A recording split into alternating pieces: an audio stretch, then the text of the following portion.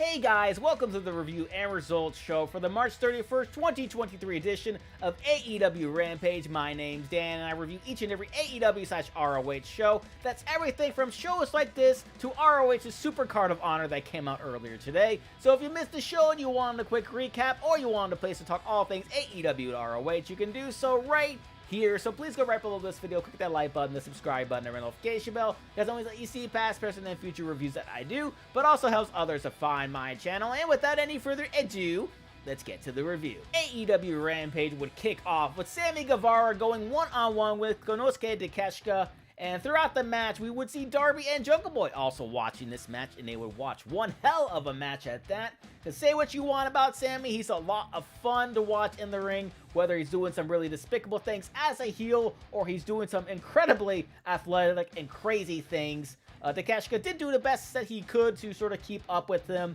He did a great deadlift release German suplex from his knees. Holy crap.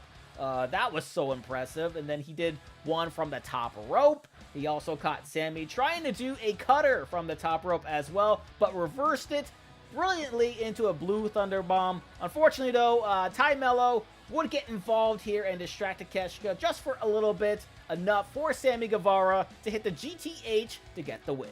After that, we would get to see the latest edition of QTV, and they congratulate Hobbs on yet another win. They would try to figure out who's next for Hobbs. Then we learn about QT's new move, the Dirt Sheet Driver, and the origins of it, while taking shots again at Wardlow.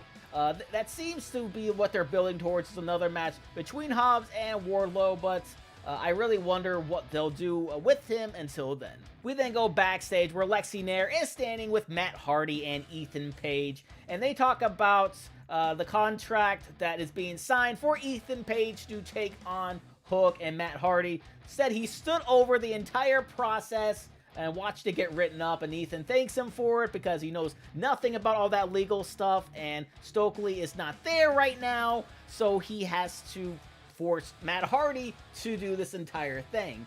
He then has Ethan sign it on his back and gives a nice little look to the camera and a bit of a wink there at the end, kind of telling everybody that he has something planned with this contract. Could this be what gets him and Isaiah Cassidy out of the firm? Maybe there's a clause in that contract that if Hook wins, him and Isaiah get released from their contract. I can't wait to find out. Back to the ring, and this time we got Best Friends teaming up against the Kings of the Black Throne, and the Best Friends really got beaten down in the early going of this match.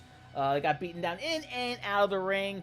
Trent would then turn in one hell of a hot tag to take out both Malachi and Brody, but the tide would eventually turn as Brody would slam Chuck through the table. Trent would then hit Brody with a chair, and then Malachi would kick it right out of his hands, and right after that, there would be a DQ. I'm not really sure who exactly got DQ'd.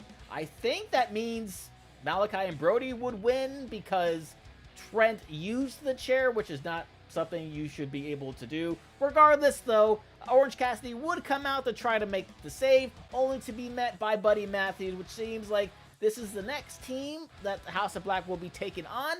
Not really quite sure, but I'm very excited to see. After a great back and forth video package between Keith Lee and Swerve, which I'm very excited to see where that goes, it's Taya Valkyrie taking on the problem Marina Shafir. Marina would early on use her judo skills to her advantage to take down Taya, but Taya kept on fighting back, and out of every single hold Marina would put her in, she would eventually get the win with that banned move that Jade has been trying to get her to stop using, which is the same move that she's been using for years. The same move that her legal team tried to get her not to use, even threatened to sue her. And after she used the move, we would see the court processor, aka 2D Lynn, who wrestled Athena early on this week on Dark Elevation, so you can kind of tell where this is going. And she would try to serve her the papers, but would get hit with that move for her troubles.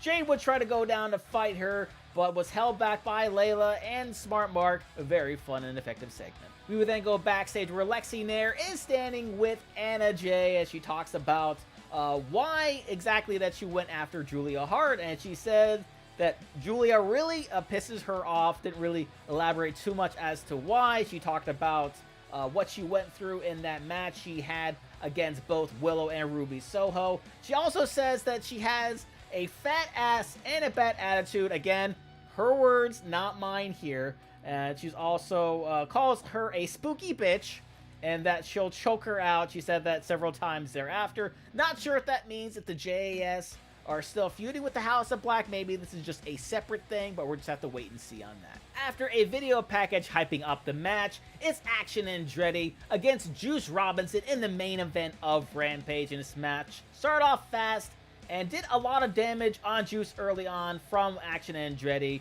but he would eventually see it coming and is able to slow it right down and take control of the match. Andretti, though, solo athletic, was able to come back using that quick and hard-hitting offense that he's got. Unfortunately, though, it wasn't enough as Juice just spikes him there with the Juice is Loose to get the win here. Juice will then try to do more damage onto him, but Ricky comes out for the save, runs him out of the ring and out of the arena, apparently, to close out Rampage.